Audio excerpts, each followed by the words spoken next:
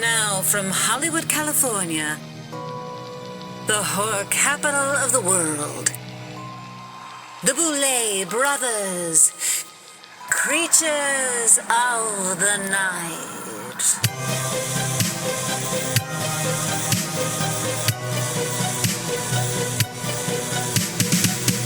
Welcome to the show, everyone, and Happy New Year. We hope everyone's holidays were frightfully fantastic, and we're thrilled to be starting a new year of the podcast with you all here tonight.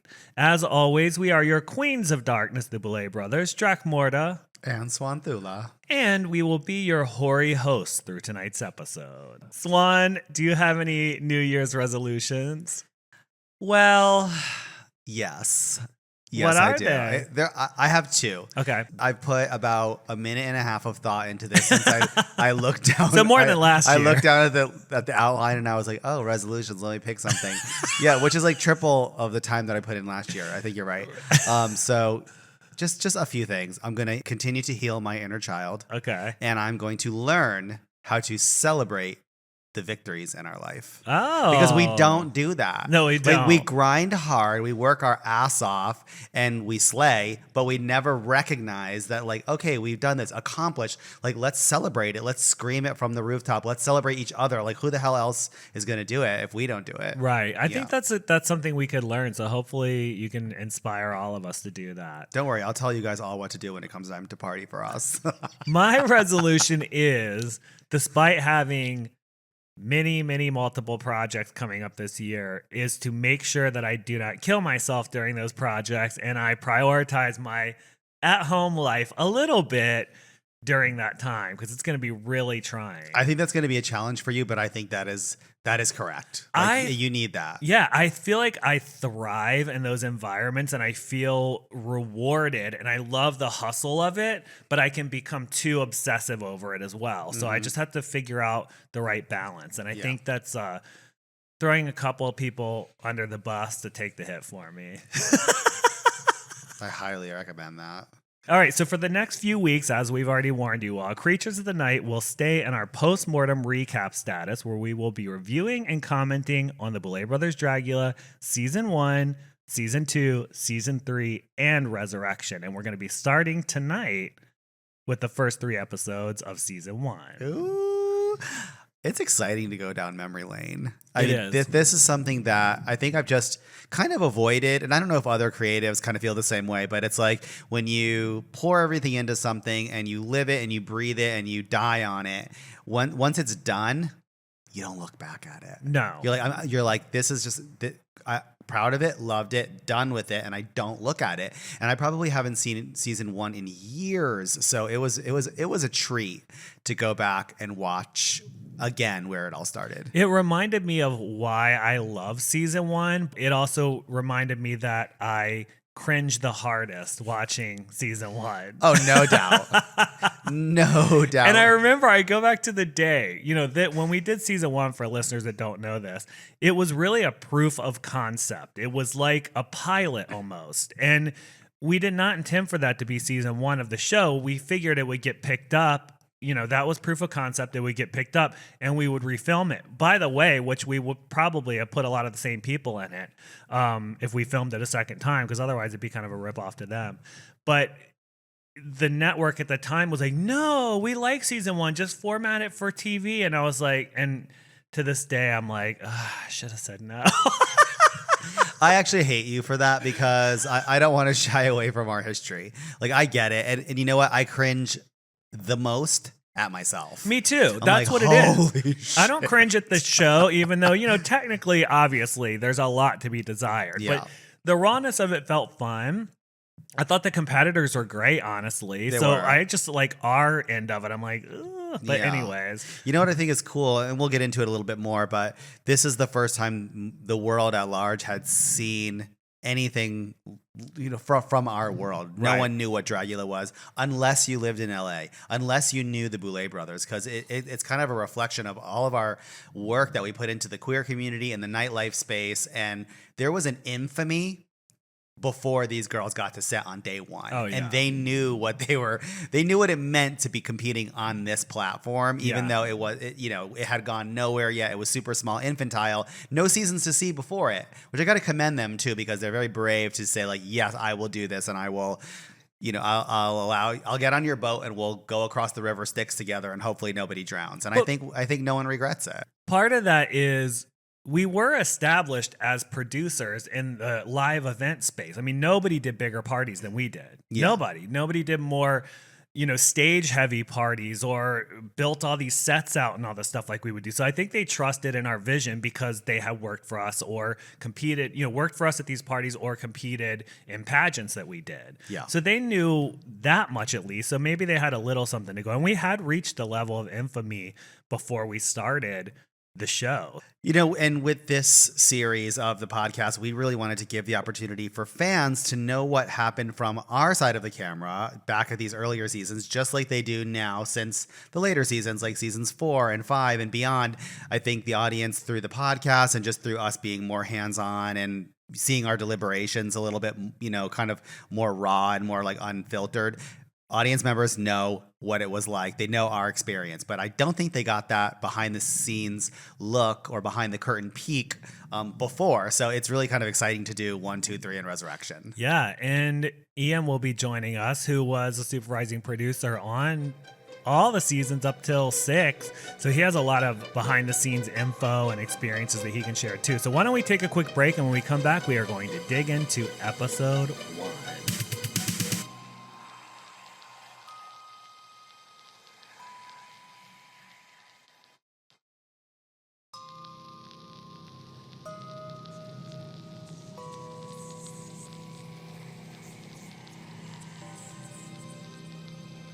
Welcome back, Uglies, and formerly Miss Ian, who is now Mrs. Ian. Welcome to the show, and congratulations on your unholy union. Oh my God, I have to be honest. I was not expecting this, and much like I think when you wear a wedding ring in the gym showers, it makes you hotter. I'm going to stay Miss Ian on the podcast. Oh, really? Oh, yeah. I gotta let these bears know, honey. Mama is still open for business. Thank you so much. She kept her maiden name. She's one of those girls. Oh, yeah. Mm-hmm. Showing off a little ankle, honey. So how do you feel post marriage? Do you feel restrained? Do you feel happy? How are you feeling? I genuinely feel amazing. Yeah. And I think, genuinely, nothing has changed in our relationship. The only thing that has changed, which cracks me up, is my partner, or my husband, prior to getting married was like, I don't want a ring. I don't care. It's so like, it's so heteronormative and blah, blah, blah, blah. I'm like, okay, whatever, Devo. Like, you don't want a ring? Okay, I don't want either. Sure, I don't care. And then the lead up to the wedding is coming. We're like, okay, cool. We'll have our dog be the ring bearer. And I'm like, okay, we got to get rings. This motherfucker never takes his ring off. She loves it. She is obsessed with it. I look at her, I'm like, you love that ring, huh? She's like, I do. It just reminds me that we're married. That's cute. It really is cute. Yeah. Did you get silver or gold?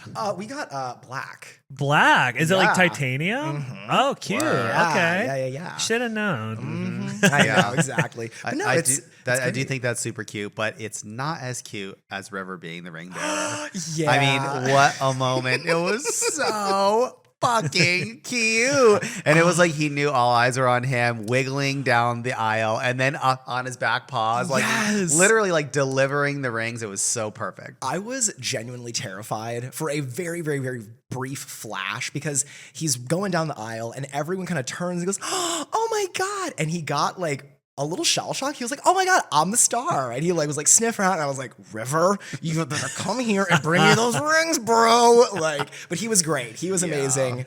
Yeah. Did you announce this to your fans on Twitch or no? Oh yeah, they know. You have to do a husband co-op game. So we can get divorced. Oh my God, right? No, you had fun playing one game together. What was it? We play a lot of Destiny 2 together. Okay. And so, yeah, I mean, we do stuff on the stream all the time. Oh, okay, cool. Yeah, but I'll have him on. I mean, I think that if we do, I'm going to have to, I'll have to have him in a wedding dress. And, we'll play like Mario Party and really have a fight. perfect. I want to see that. All right, so how do you feel about getting into season 1? I think I feel similarly to y'all. Yeah. Because, of course, I'm not on camera a lot. I mean, even though there is a fun drinking game you can play, which is like spot Ian in the background. Yes. And I was like, oh my gosh, she got her entire ass out in that episode. But I think there's a similar level of, I'm so proud of it because it's a testament to the determination that we all had and just sort of getting together. I mean, there's so many things I'll never forget. We'll get into it, but there are things that even from like a production standpoint, like I cringe. Yeah. I'm like, oh my God, I can't believe we did this. Or, oh my God, I can't believe no one addressed this thing on set, or like just some of the choices that we made because we did what we had to, but I'm like, we did what we had to. I'm like, this is bonkers television. But I will say, it's so good. It's awesome. It's so punk and so cool. Like, I love season 1. Yeah, I mean, honestly, outside of our part, I love everything about it. I love y'all in season. I have some notes on here about y'all specifically. Like, there's some shit in season 1. I'm like, y'all are iconic for this. Oh my God. Thank you. You'll have to point it out because I'm going to amend my resolution because I need to heal my inner drag child too. For real. Because this young queen on season 1, I was like, yes. One thing that I do think is interesting about this rewatch is what we're seeing, because I watched it on AMC. This is not the first iteration of the pilot. This is sort of distilled down to, I think, the finest version of it. And watching it, I'm like, well, damn, this is fucking good. And then I think back to some of the things that got repaired. I'm like, oh, right. No flashbacks. Right. Yeah, right. Like floor show was different. I'm like, oh, no deliberation. Got it. Yeah. Like, And people at home, I know they've been like, oh, why did it get remastered so many times? Really, it's because, like I said, when the show was like a pilot, you can make it as long as you want. You can do whatever you want with it. But every time a different network would pick it up, they would have different requirements. We want it to be shorter or longer. We want to take this out. more unified. Like, it had to be similar duration. So it got changed like 3 times. But I think what it is now is more to its purest form, I think. Yeah, I think that the version that is available now is the definitive one. Yeah. This is the version that it's true to the original vision of the show, but it also, new tits, new teeth, who this? Like, it just is, it's an easier watch. It's more palatable. One thing I noticed is I've seen fans online before say, I don't like this much drama, like in the current season of the show. I want it to be more like the first season. And I'm like, what are you talking about? There was a ton of drama in the first season. Now rewatching it, I'm like, what are they talking about? Honestly, let's cut the shit and be real. There was drama on season 1. More drama, mega drama, like mega 2. drama bombs from from episode 1. Oh, you're talking about season 2? Season 2. Yeah. Oh, that season is fucking crazy. Viperous.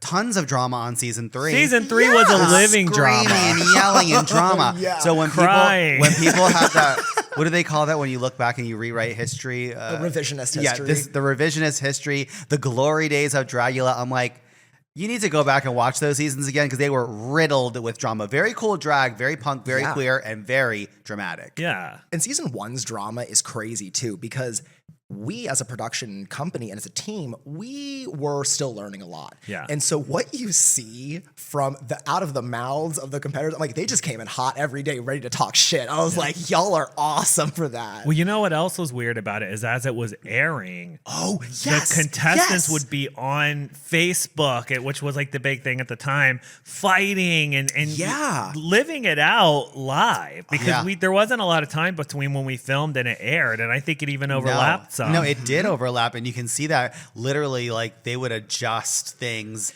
knowing what the response was online, and then they would react to the online comments in real time, which is actually very crazy. Going back to we didn't know what the hell we were doing, and we were scared of nothing. We were like, oh, we're just going to make a TV show. Yep, we could do that, and we're going to hand it in one day before it's supposed to air.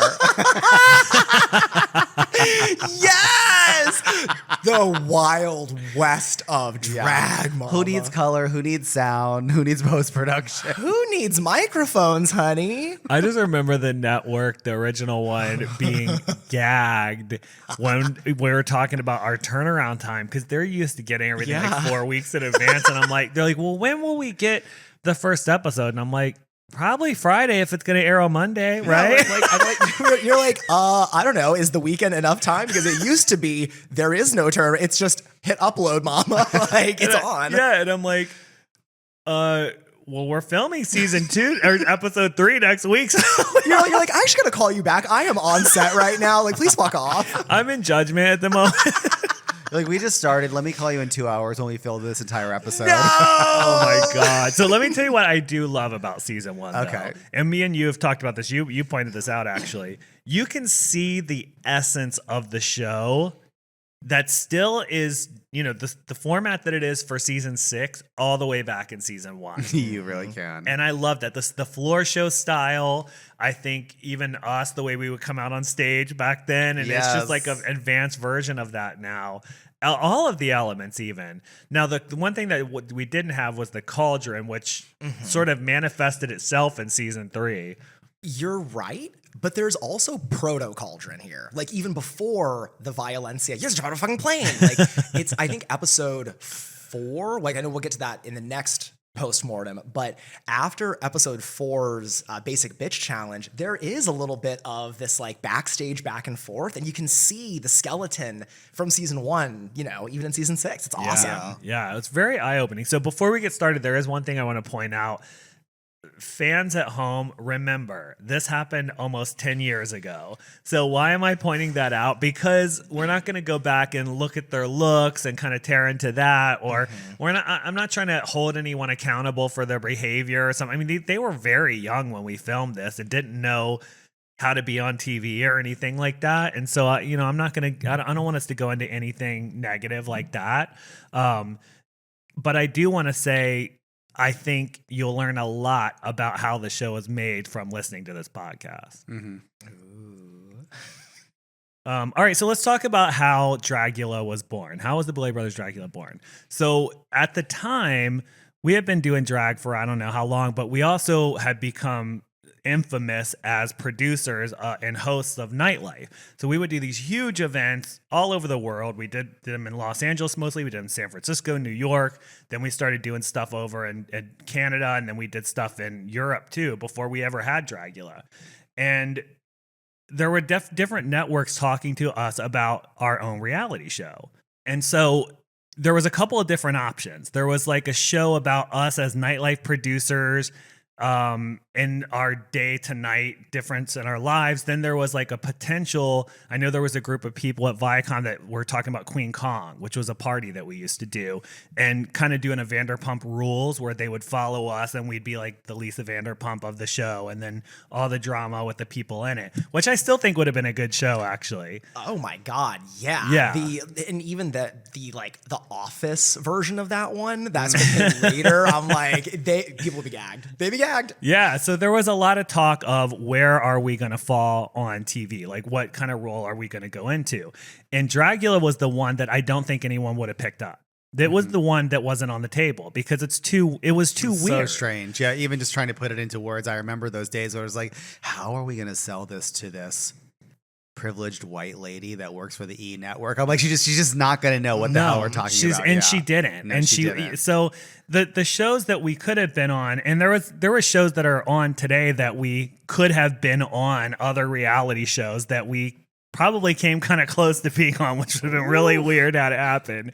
But yeah, they weren't sure what to do with us. We decided, we're like, this is the show we want to make, because even though it's not a show I can get picked up immediately, I think this show is going to work. And we all felt that way at the time. We were like, this is it, because we have been doing it as a live event, and it was culturally impactful in the queer scene. It would get so much attention. It was like the most elitist, fierce party, but that was also a pile of trash at the same time. It really was. It was like, amazing. Yeah, it was very undergroundy, but everywhere we took it, whether it was LA for the 3 or 4 years we did it here, San Francisco, Austin, Brooklyn, everywhere we took it, it was like, there are covens of queer weirdos that fucking live for this shit. They are like fist pumping in a mosh pit of like high faggotry and drag. It was so awesome. Yeah. And so then moving into casting, like how did we cast the show? So we decided we wanted to do the show. We were going to just put our asses on the line, proof of concept. We're making this pilot. and then I feel so strongly that it'll do well, we'll get picked up, and then, the rest will be the future. But as far as the cast for the first season, we didn't open casting up. We basically went back and looked at the drag pageants that we had done, and we picked people that did really well or that won. They either won or did really well in the pageant. I think most of them won, didn't they? Yes, I think when I think about the season 1 cast, I think there's maybe 2 who didn't win, but everyone had at least gotten to the final round. Yeah, I don't think Ursula ever competed. I could be wrong. I don't think she ever competed, but we knew of her before then. Ursula had a reputation for sure. I don't think Melissa ever competed in a Dragula that's pageant true. either. Yeah, I think maybe everyone else did. Yeah, I think Foxy won 1 year. Oh, yeah. The toilet around the toilet, her. exactly. Like very memorable. And a little Do you remember that? Yes, a little totally. precursor to her character from the Ugly Ladies of Wrestling. Shit. So that's how we cast I'm sorry. Are you shit right now? I'm confused. It's like, yep. But that's how we cast the show, because I was like, I know these people are stars. I think they'll do well. It was surprising the way, because, we hadn't done this before. It was surprising to see how it translated to TV. Mm-hmm. And I think that was one of the first things we faced, is that for us, because we did live events, being a strong performer was super important to us. And I realized TV is such a visual medium. Now I understand the looks to the people at home way outweigh the performance. Yeah. But to us from this side, it doesn't. I'm like, I still have to take these people on tour. Yeah. The worst thing ever is to take a group of people on tour that cannot perform to the caliber that we like to deliver on. So I think that was the first example of like, how do you judge this thing, right? Because there's a couple of things that make you good reality TV. You could have great looks. You could be a super great, talented artist. You could have a big personality that makes you fun, and then you want to keep that person around. Mm-hmm. And then the third one being, are they a good live performer? And I think that's something we struggle with the first season of the show, is we're like, oh, well, this person is so engaging and awesome, but the look isn't there, and someone has to go home. So we can get into all that when we talk about who wins and loses these episodes, but it's just a little info I wanted the listeners to have before we start. Do you ever think about, there's only a couple of them, but do you ever think about the ones who we talked about for season 1 who did not make the cut? No, on occasion, because there's one in particular. I know exactly who you're thinking of. Who declined and said, sorry, thank you, but no thank you. Yeah. And at the time I was like, okay, look, I get it. I'm presenting a cliff's edge and I want you to jump off of it with me. And you said no. Great. Well, I have 9 other people that said yes, so move forward. But then when they saw the impact of the show, and between that and season 2, they approached me one night. I will never forget. At Queen Kong. And I was standing on the end of the bar. I will never forget it. She approached me and was like, so, Swan, awesome, and I can't wait. I'm so excited. I want to, put my name in the hat for season 2. Like, I'm pretty sure, of course, you'll go for it, because I really wish I could have done it last year. And I was like, I need to interrupt you because it's not going to happen. Oh my God. You know who else was almost on season 1 was Landon. Yeah. We talked to Landon about doing it, and they wanted to do it, but they were under a contract at the time for something else that they couldn't do it. Yeah, I think there's like, I know for a fact there are 2 other ones. I think there might have been a third, and they're just people who, it's interesting because when we were talking about them, I remember where we were arguing about these people, and Drac drew like little kind of caricatures of everyone so we could see them visualized as a cast, which is awesome. But I wish we had those still. So my God. But I remember it sort of came down to, they are not necessarily ready yet. Do they have the same staying power that these other artists have? And when I look at, I think 2 of the 3, they've stopped doing drag. Yeah. And it wasn't in the cards for them. And I think that we as a team have always killed casting, and season 1 is no exception. I still think the season 1 cast is phenomenal. And then I think we went on to cast season 2 within an inch of our life. It was so good. Oh my God. Yeah. Well, I respect this cast as pioneers of Dragula. Oh my God. Yeah. Yeah. And to this day, I'm just like, I sort of am cool with them no matter what internally, because I'm like, you were there, you did it. Even though the truth is, and this is something I kind of want to say. Say it. They don't really know much about how the show, they know nothing about how the show works, because they don't, like, once it got picked up and it was a real show, they weren't on it anymore. Look, yeah, and not to be disrespectful, because I would never, like, I literally, I've already said a lot of respect, the fearlessness and all of it. But if you were on season 1 of Dragula, if you made it to the end, you maybe filmed a total of 1 week. Yeah. Like maybe two. Maybe two. No, that includes days off, right? But if you were on the first couple of episodes, you were in and out in an afternoon. Like I mean, totally. that was the reality of it. So different. The club has to open, so you have to be done by 3. That's the crazy part. That is crazy. Literally, behind the scenes here, we would show up at 6 a.m. after having done Queen Kong the night before, which, I mean, that actually carried into multiple seasons.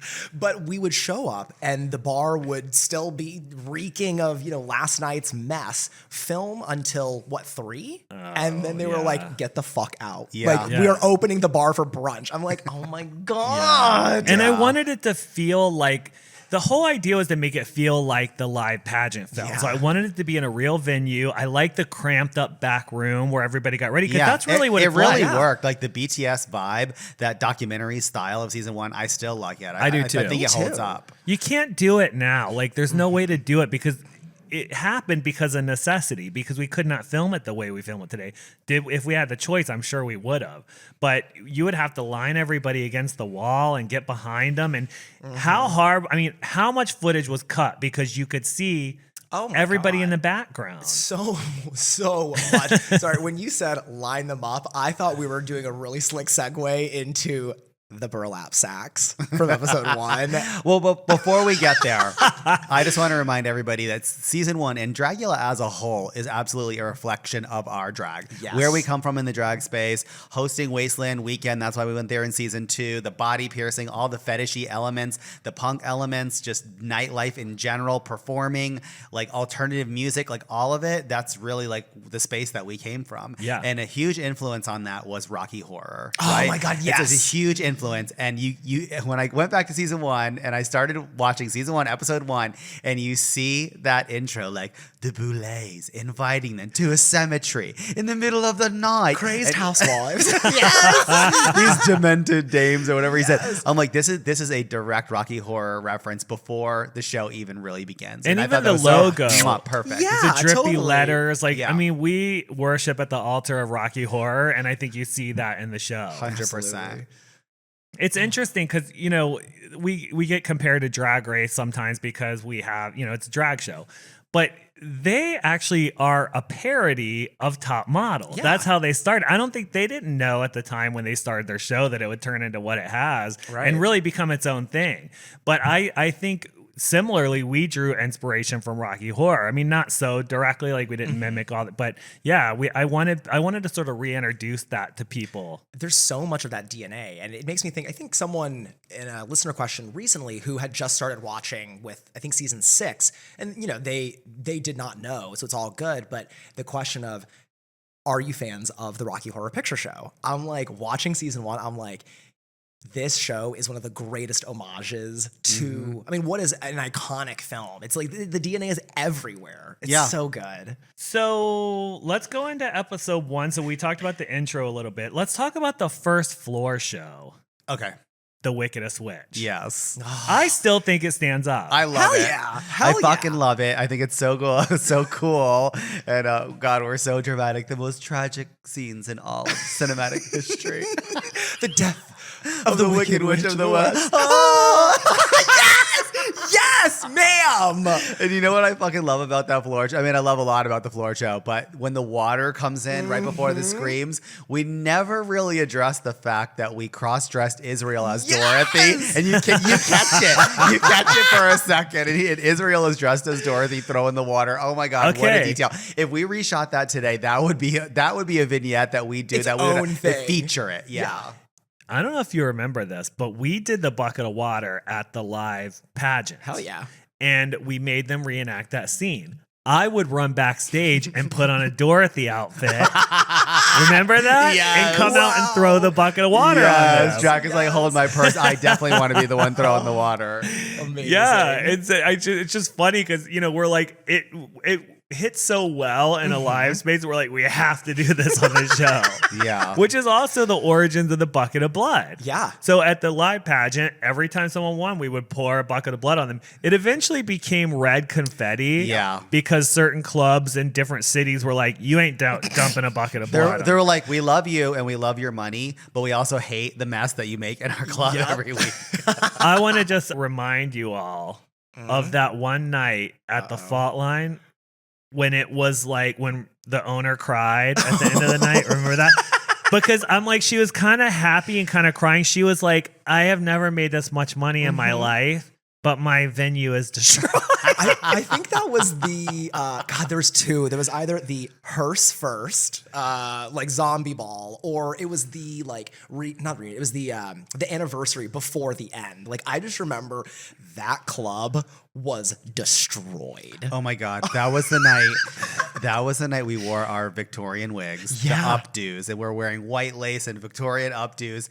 And Dakota was the exorcister because we had an exorcister back then too. Yeah. And the end of the last, like the final three to win the crown of Dragula, I think on the 3-year anniversary, was to redo Divine jumping on a trampoline with like we were throwing rotten fish at her and blood. Yeah. And I was on one side, Dakota was on the other, and she grabbed the bucket of blood and whipped it. Completely misses the girl on stage and goes right into my eye. And if I unlocked the hidden pictures on our Instagram, you'll see Drac and I. This is a picture from so many years ago with the Victorians, and we match, very matchy, except one of my white contacts turned pink because that was like blood in the face. And there was blood up in the wig. Yeah. Too. Wow. Look, she made it look better. I know you kind of liked it like that. I did like it. So what did you guys think the first floor show too? Like it holds up? Absolutely. I think it's amazing. I think that the only thing that I would say that really holds up in terms of critique is there are some fabric choices that I'm like, no, you should have known better. Yeah. You should have known. Like design-wise, all good, all good. Hey, it's the first season of the show, but there are some fabrics in season 1 where I'm like, you tried it with that. Including the little piece of fabric we hung behind Aaron Stein. Yes! Oh my God, I'm jumping ahead, but holy shit. girl, when that fabric changes from episode 1 to 2, I was like, fuck yes, I love this. It's so iconic. We were figuring it out as we went along. Oh, yeah. I would say that I think Vander and Xochi's look still hold up. Oh yeah. Yeah, Vander crushed it. I remember when Yeah. Vander came out, that's the first, every season has one of those moments, but when Vander came out in episode 1, I remember the whole crew, all fucking 5 of us, were like, oh my God, holy shit. But rewatching it, I'm like, Xochi is scary. It's scary. Like really weird, scary looking. I'd like to see him redo that look. I stand by that. Even then, I was like, I think I said it in the judgment. I'm like, you're legitimately the scariest thing on stage right now. That also, I think, leans into the performance element because the look itself is, it's not the scariest look, but Xochi is a freak on stage. They're a great performer, and you can see it in the episode. best way possible. Oh yeah. So Vander wins this one, and when we have our 3 people that face the first extermination. Oh my God. The first extermination, and I have to say this, I think the extermination really helped to put the show on the map in the way that we intended it to. Oh, yeah. And that's to the competitors' credit, really, because we didn't know how they would react. Obviously, we'd never filmed anything like this before. And I know what we wanted it to be, but we didn't know how it would turn out. Yeah. And honestly, I think the way that Meatball reacted in that scene really set the correct tone and the fear for the exterminations, because there's 2 ways you can be scared. true. Yeah. One is you can be vocal. The other way is you can be scared and be silent, which Yeah. is what Pinche did. Yeah. And it really just, it immediately taught you about the fear of the show and these fear factor type challenges that they do. And Loris was animated, but I felt like she was acting or sort of forcing it, trying to pretend like she wasn't scared. Totally. Which came off as awkward, I think, right? I mean, I think that is the Loris stamp of season 1, and it's not a slight against her. I think Loris is incredible television, but I think that for the rest of the cast, because again, they're watching it almost in real time. They're reacting in episode 2 to looking at the show from episode 1. I think that they all looked at Loris and like, oh, you're fake. Yeah. But really, Loris is just kind of that character all Yeah. the time. It's a cultural thing. Like Drac and I were talking about this earlier. Loris's family, I think they're all from like a Northern European. I don't know exactly where they're from, but it's not the US. So her influences, her references, her jokes, like everything kind of just lands a little off. And I think that really puts a target on her back because she's also a deadly ass makeup artist and the looks are so good. So these girls were not admitting it during the filming of Dragula, but in my opinion, when that question was posed, do you see Loris as a threat? I'm thinking in all of these girls, all of their heads, the answer was yes. And out of none of their mouths was the answer For the yes. look-wise, I agree with that. Yeah. I agree with that. I think they were thinking, well, we're filming with her and she's awkward and all this. Yeah, but visually speaking, and she also almost had this like Regina George kind of pretty bitchy energy. Totally. Yeah. And she also, which I live, and this is, I think, in that episode, she talks about, she's like, you love to hate her. And when you meet Loris in person, she's super, super cool. But she has that superpower. Like, she will find a way to make you uncomfortable. And when they were on stage, she's like, well, I'm the youngest queen here. I was like, you're such a bitch. Like, oh my God, yes. Well, that was the thing about the age of the contestants too, right? Her and Vander both were so young. I know. Well, when she was like, I'm the youngest one, and Vander's like, wait, what? What about me? I am. Okay. Anyway, so after the extermination, which again, probably one of my favorite exterminations ever. Classic. Really just Brilliant. like. And we revisit it too. Yeah. So yeah, we love several it. times. Yeah. It was that fun. Yeah. And thank the fates for our experience in production because you yourself were able to build that coffin and build all the contraptions to put all the stuff in it. Honestly, thank you for saying it because when I watched that show, I was like, I feel so connected to everything that I'm seeing. We had the curtains made. I physically made that coffin. I made the Dragula sign that's on stage behind all of them. We're literally in the club that we helped build and like put on the map here in downtown Los Angeles. We're just like so connected to so much of it. Yeah. I mean, maybe that's why so much heart shows through and when you watch the show, I don't know. I think it's kind of charming. You can see the effort there. So Pinche goes home first. Yes. In an homage to American Horror Story, The Witches, that Balenciaga moment for people that don't know the reference was so awesome. I think we learned that day that the person that gets eliminated should be in the outfit that they went home in because she came out with that curly wig and I remember the response online. People were like, "Who is that? Oh my God, they killed someone, but who was it?" Who is she? They were. I think some people thought it was Meatball. They didn't know which one it was. Yes. So when you pick up on the next episode and that's when the contestants learn who went home, I think the audience learned who went home too. Yes, they did. It's funny because we did learn that lesson, but we were not able to implement the teachings until season 3. Because season 2, we did the same thing. It's true. I do have to give a quick shout out to Pinche because when Pinche came on the show, she is so fabulous on stage. She is a fabulous stage star. She was good at hosting. Her energy live is incredible. She won the Dragula pageant multiple times. At least twice, if not 3 times. And I wanted her to do so well on the show. But it was kind of undeniable for that day. But that's when we always say like the person that goes home first is not necessarily, they're not like bad at drag or they're not less than the other people there. It just wasn't their day. And that was the case with Pinche. I think I'd love to see Pinche have an opportunity again in the future. I'd love that too. We are going to take a quick break, and when we come back, we will be diving into the rest of episodes 2 and 3.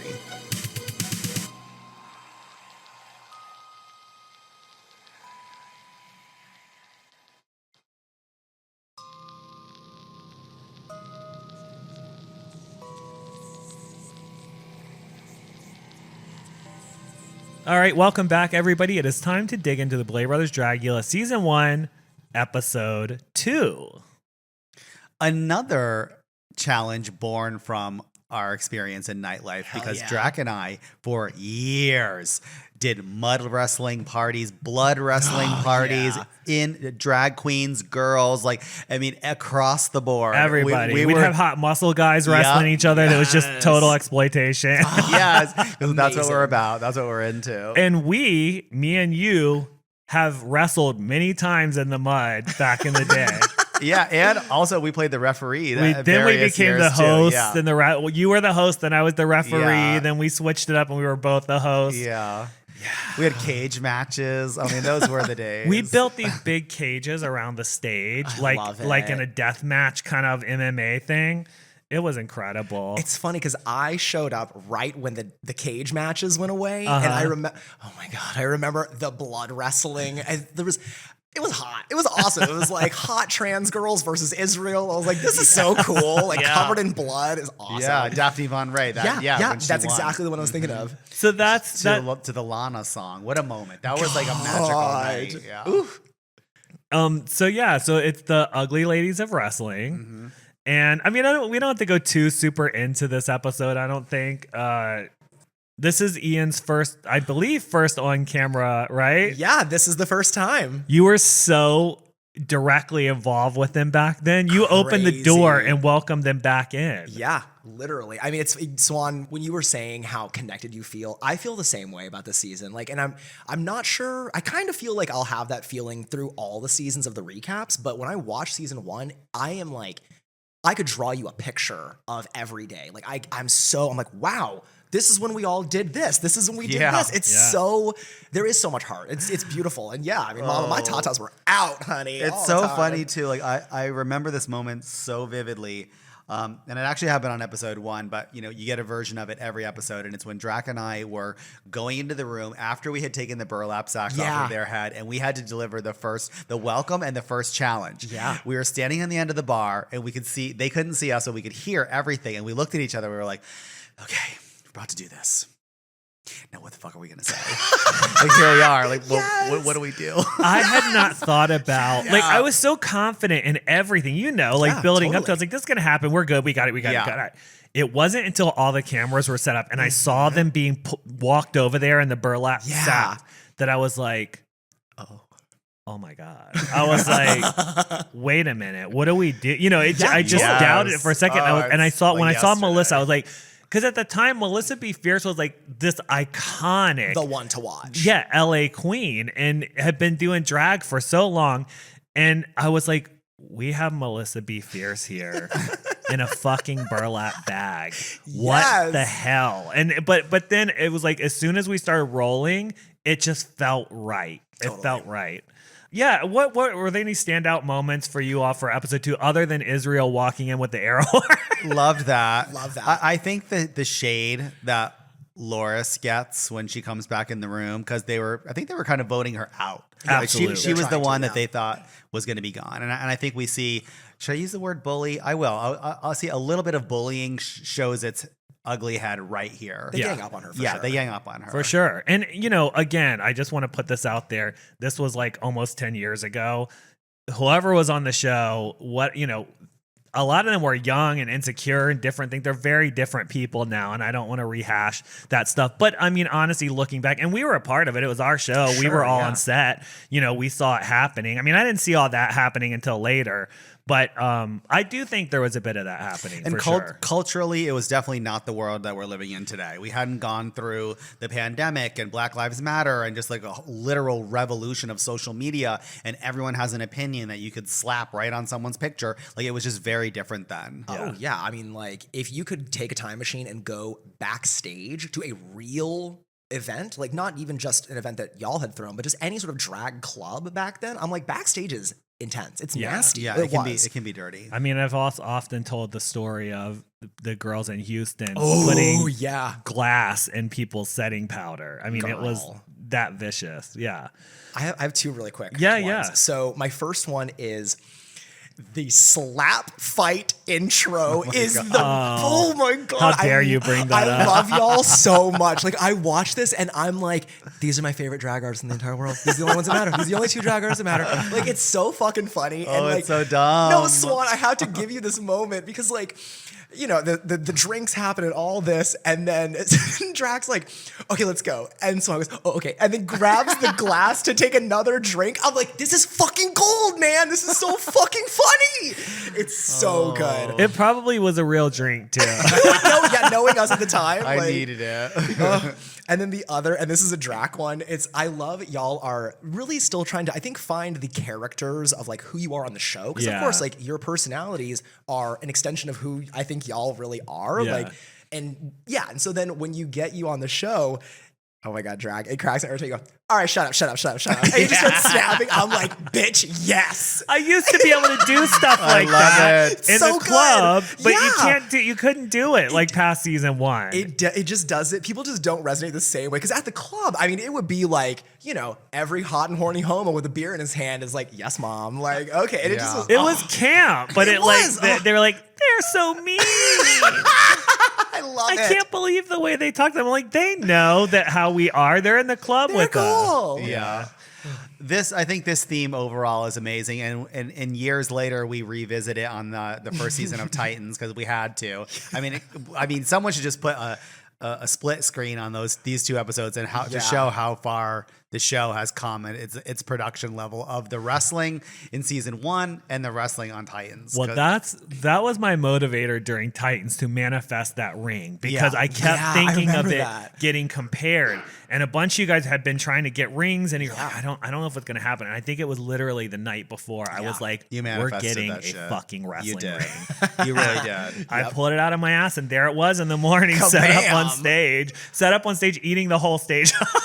And it was awesome. Extended off the stage. Let's talk about how innovative, again, Vander's look on this episode, because I think we got some real like gender bending. Yes. And like sitting on the fence of gender and not really being masc or femme necessarily. And I thought that was brilliant. Showing the power of versatility right out of the gate. Very smart move, I think. Yeah. Because you're like, oh, wow, this is a very different character than we saw on episode 1. And this, episode 2 of season 1, was the episode that taught me the shock of thinking you know what's going to happen, who's going to be a heavy hitter in this competition, who isn't, who's going to go home early. And I remember so vividly after the floor show when we got together and we started talking about like our deliberation off camera. I'm like, oh my God, is Ursula's one of the ones that could potentially go home. I thought Ursula was going to win the show. I thought Ursula was going to win all the show. did. too. Yeah, totally. Because Ursula had been around for a shocked. long time. She Yeah. was like one of the alternative queens. For sure. Yeah, back in the day. And I thought, and I was like, but that was the thing. We started to set the standard then. I was like, I'm not going to pull reality TV bullshit. Even if you're a heavy hitter, if you suck that week, you're going home. Like for real. Yep.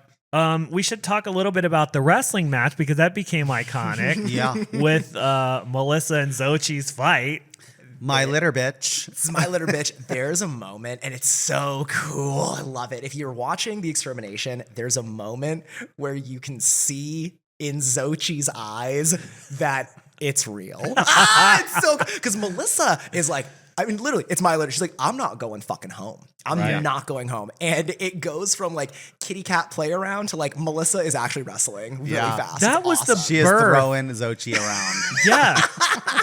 And the set too. Yes, she did. As the set descends into the mud pit, I was my like, God. I started to learn what the show was then. I was like, and I kind of loved that they destroyed it in a way because I was like, oh, you just went totally apeshit and just wrecked everything.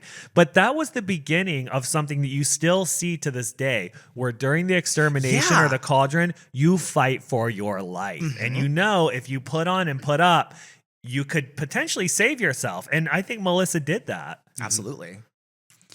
Well, the curtain drops on Ursula's experience on Dragula, and we move into episode 3, which I think is kind of a really significant benchmark for the show because we're out on location. And this is what I think really separated Dragula as a competition show from other competition shows. It was unexpected. And half the time I feel like we didn't even know it was coming. Like, yeah, we're going out. We're going to go out into the middle of the desert and do this. I don't even know if we knew what we were asking for or what we were getting into, but what we ended up capturing out there, like the zombie floor show, was brilliant. This episode is an iconic benchmark. Yeah. You can feel the energy emanating off this episode. Like when I went back and rewatched, I was like, oh my God, it's this episode. And there's so many things that happened during the filming day. I know. So that we should talk about a little bit of that, like the behind the scenes of that day, because it was crazy. Yeah. It was like, I don't know, 110 degrees or something crazy. We got there first, went in a trailer that didn't have air conditioning to get ready without realizing the outfit we had was like head to toe covered, huge, like prairie outfit. It was tight. And then to have makeup. Like hoop skirt, corduroy jacket, ruffles around the neck, bonnet. Like full black scleras. Yes. And let me tell people at home should hear this part. We knew how hot it was going to be and that we would sweat. So we got this special formula from a special effects store that you put this stuff on your face and you won't sweat. It blocks which you can actually suffocate yourself with it. Really? If you put it over too much of you or you're too covered up, your skin can't breathe. I don't know. There's all these warnings about it. But anyways, we did that because I was like, we have to survive this with poise and look right. And I think we succeeded, but we paid the price for sure. This was an iconic look for us, too, I think, in the history of the Boulet Brothers looks, for sure. Prairie Demon. Yeah, I think we should auction that outfit because we still haven't. I'm never going to wear it cool. again. Yeah, we do. Weird behind the scenes. I love this look. It's iconic. You guys look fucking amazing. But one weird little detail is you guys bought the earrings that you're wearing in this look in Austin when we met. Oh God, that was the trip we met. Yep. Wow, that's so cool. Yeah, I That remember. is really I remember cool. when you guys because we were like in the car or something. Oh, we we did this. We got these earrings because it's a two-headed. I was like, oh, that's so cool. I remember we like kikied about it. And so when I see this episode, I'm like, oh my God, Love it. Such a weird little detail. So another weird detail is Loris and what happened with her. This is like behind the scenes. After you're done, I also have a weird detail, and it has to do with Laura. So Laura, why don't you tell the story because you were experienced it the most. So we are, of course, leading up to and referring to the moment where the Boulets are filming and a producer runs past the camera and is like, Loris is having a reaction. And so basically what was happening is it's after some sort of break or whatever, and we're getting ready for Judgment. And so the floor show is already happening. And at the time, we didn't really have ice. There was no way to be like, separate and don't talk, whatever. So everyone's talking about their floor shows. How'd you do? And suddenly, Loris starts to have an allergic reaction. And she's like, I can't breathe. And I'm allergic to bees. I carry an EpiPen with me everywhere I go, except for that day. And I'm looking around and I'm like, we are 45 minutes from the nearest hospital. And like, it just starts to escalate really fast because Loris is like, I can't breathe. I'm having an allergic reaction to the blood I used in my floor show. And it goes from like, one person's talking to now the entire set is like, Loris is gonna fucking die out in Death Valley. And I was like, oh wow, like this is bad. This is definitely bad. We're like, oh wow, this is why productions have insurance. But then she was okay. Yes. And then she was okay. And I think that's a mystery left to the ages. A miracle has occurred. Because there was something about what was it that tell me. So from what I remember, as I'm like, okay, we're 45 minutes from the hospital, like I drove my own car here, like we were a different team. I remember looking at Loris and being like, Loris, I am getting ready to shut the set down. We are going to drive you to the hospital, and it's okay. Like, it's like, hi, this should happen, but I need you to look me in the eyes and tell me, are you okay? And I could just see the will of a fighter or something just changing in the wind. She's like, I'm gonna power through this. I'm like, cool. Awesome. Now I have heard What since have you then. heard? Well, after that, some of the other cast members were like, they are convinced that she saw the other people's looks and thought she might do poorly, and it was a stunt to get out of it. Interesting. I have heard that too. Yeah, I'm not saying that's true. That's allegedly. I don't know. Right. I've heard that said too, and anything's possible in Dragula world. Well, my funny thing that has to do with Loris is, and it's before the floor show, it's when Loris is talking about who went home the episode before, and she was like, it was a comment about, I'm going to paraphrase, like, oh God, Ursula going home. I mean, she was one of my best friends in this competition. I hate to see her go. Oh my God. And she starts to cry. Well, I'm no longer going to be able to smell her around the workroom. And that is Loris in a nutshell, right? Totally. Oh my God. I have to give a shout out to Foxy Ajoué, because in that same scene, Foxy Ajoué is talking, and it's interesting because you can see if you feel like you're gonna go home on an episode of the Boulet Brothers Dragula, you're manifesting it. You're gonna go home. Yeah. It's like it happens all the time. But she's like, I'm just not creative in that way. I thought that I was this. I thought that I was that. But it was Mary not Poppins. I'm Mary not Poppins. I still reference that. Yeah, Yes. I do too. I still say that. That's one of my favorite moments actually from season 1 is when they're in the trailer. Yeah. It's so real. Oh my God, it's yeah. completely real, unprompted. That was just what they were doing. And just the fact that we did horror in the blazing sun of the day. I don't know. I love that episode. It also has the iconic brains extermination. Mm-hmm. So that Girl. was the beginning of Not Tonight / Not Today, Not actually, Today. but it became Not Tonight. Yep. Wow. What a moment. Like at the time, I was so annoyed. Yes, I remember that. You were pissed. Well, because I'm like, shut the fuck up and eat the brains. Like everyone else is eating the brains no and you're take not. two. But I was also like, but at the same time, this is like reality gold. Oh yeah, when I look at like Meatball and Melissa's reactions, I'm like, that was me. Like I was like, what the fuck is happening? I'm pretty sure they were looking at you and us, and we were all looking at them the same Yeah. way. Because by the way, we're all like 8 feet from each other on set. So the brains were that was I love that. That was very choice Dragula. I'm glad that we pushed that envelope. Yeah. Vander doing the extermination too is kind of brilliant. There's another moment here that Jack, I'm going to out you a little bit. We were doing My heat stroke moment? Yes, Oh, yeah. exactly. Yeah. We had been in the blazing sun for 1,000 years, and Drax like on her last leg, and we're doing judgment, and it gets to Xochitl, and he's like, Xochitl, step forward. Xochitl, I thought this was amazing. You were excellent. It was so good. I love this rock and roll interpret. And I was like, Cut. yeah, And then let's Nathan hold on Ian- for 1 second. They And I'm pull- like, Drag, Xochitl didn't do good today. That's what we talked about. That's not what we just talked through. Oh, you're right. Okay. Action. Xochitl, I'm sorry. It really wasn't that good. It didn't- She must have been like, what a Okay. complete hell. Well, check this out.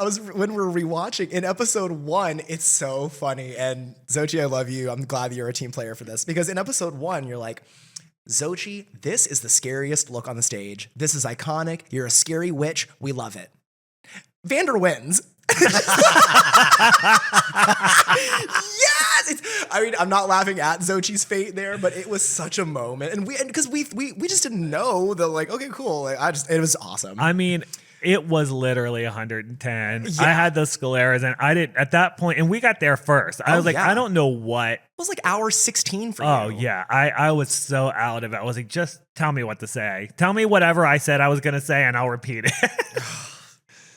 And then then Foxy is the one that goes home on this episode, which I hated to see because I love Foxy. But, you know, there's only 6 episodes. I have to go kind of quickly. Totally. It happens. Yeah. All right, well, that's it for this episode's recap. Thanks for joining us. Happy New Year, and we will see you next week where we will be discussing the Boulet Brothers Dragula Season 1, Episodes 4 through 6. See you then, Uglies. Boulet Brothers Creatures of the Night is hosted and produced by Dracmorda and Swantula Boulet, along with co-host Ian DeVogler, with music by Neuron Spectre.